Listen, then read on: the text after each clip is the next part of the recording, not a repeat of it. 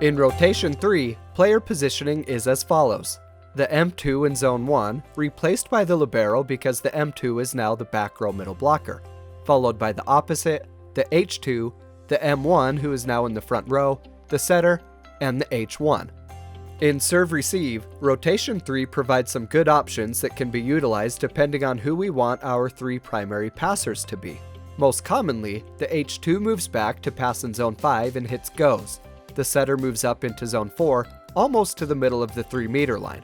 The middle attacker will hit a gap or a quick, the opposite will hit reds. There are a few overlap rules that come into play with this formation. The setter must stay behind the M1, and the setter must stay to the left of the H1. So the setter must remember to look at these two players and not creep too much towards the net or too much towards the middle of the court. The M1 needs to be to the left of the H2, but this won't be a problem if the middle stays on the left sideline. And when we're looking at our passers, the H2 must be in front of the H1. Here's what this formation looks like.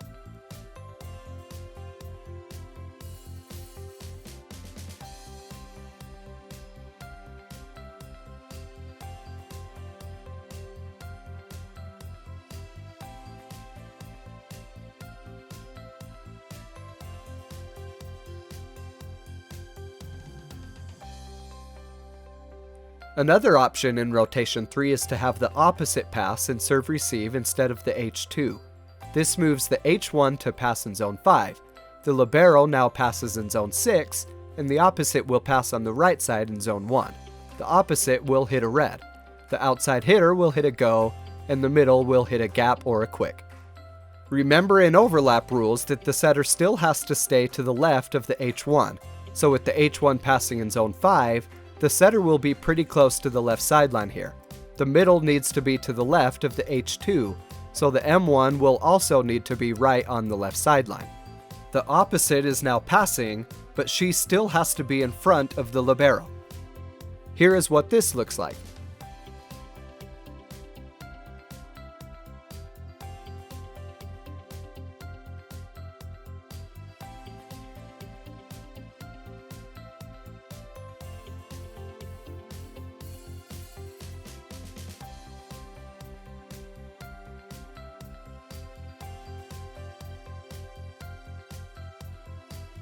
If you'd rather have the H2 passing in serve-receive instead of the H1, the H2 can simply move back to pass, with the H1 moving back to the end line. The H2 will hit a go, the middle will hit a gap or a quick, and the front row opposite will hit a red. The overlap rules here remain the same. The setter can move a little bit more into the court, but still needs to be to the left of the H1.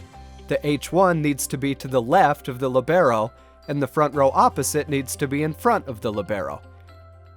Here is what this formation looks like.